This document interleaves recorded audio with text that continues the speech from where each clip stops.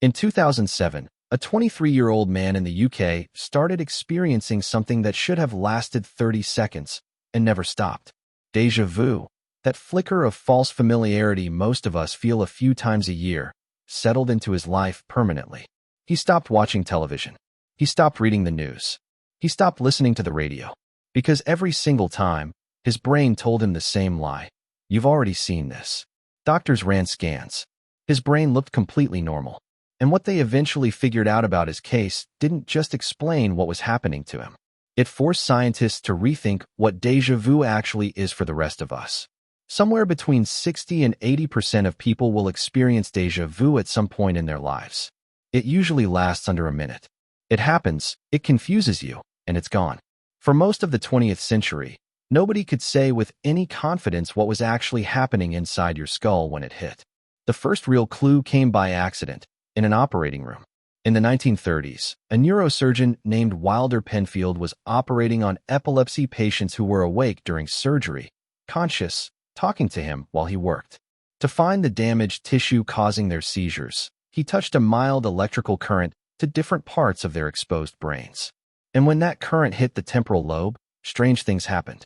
Patients heard songs from their childhood. They smelled bakeries they hadn't thought about in years. And some of them, when Penfield touched a specific spot, suddenly felt the unmistakable wave of déjà vu, on command, in a hospital, while fully awake. For the first time, scientists had proof that déjà vu wasn't some vague mental event. It was something physical, something you could trigger with electricity in a specific region of the brain. For decades after that, the leading theory was simple. Déjà vu happens when your brain misfires and creates a false memory. Your memory system briefly glitches, tags something new as something old, and you experience the false sense of having lived this moment before. It seemed to make sense, but there was a problem with it. If déjà vu were just a memory error, you'd expect people with worse memories to experience it more. The opposite is true. People with the sharpest, healthiest memory systems tend to get déjà vu the most. And that contradiction is what led psychologist Akira O'Connor at the University of St. Andrews to a much stranger explanation. O'Connor scanned the brains of volunteers while triggering the conditions for déjà vu in the lab. And he found that during the experience, it wasn't the memory centers of the brain lighting up.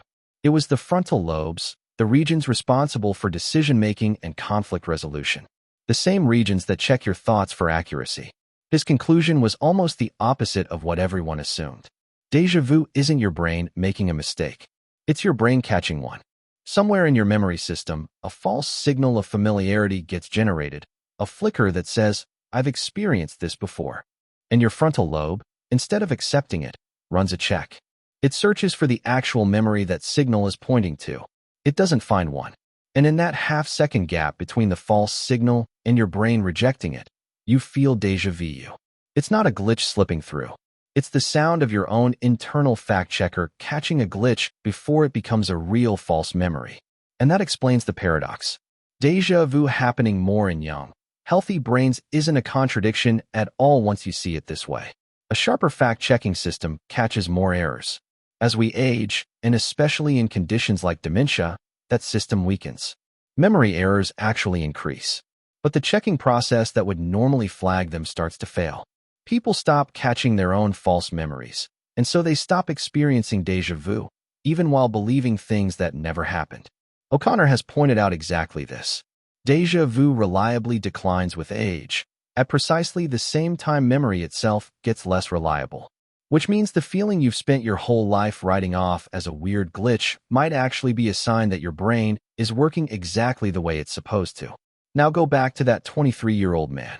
Doctors eventually understood his case not as a memory disorder, but as something closer to a checking system stuck in the on position, firing constantly, flagging nearly everything as familiar whether or not his frontal lobe could find any evidence it was true. He knew, logically, that none of it was real. He could tell you, in the moment, that the feeling was false.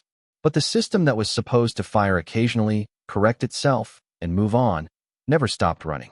Where a healthy brain catches the error once and lets it go, his kept catching it, over and over, all day, every day. His case became one of the clearest pieces of evidence for what déjà vu actually is in everyone else. Proof in the most uncomfortable way possible, of a system most of us only notice when it briefly slips. So the next time it happens to you, that half second where a brand new moment suddenly feels like a memory, you're not malfunctioning. You're not glimpsing some other timeline, and you're definitely not losing your grip on reality.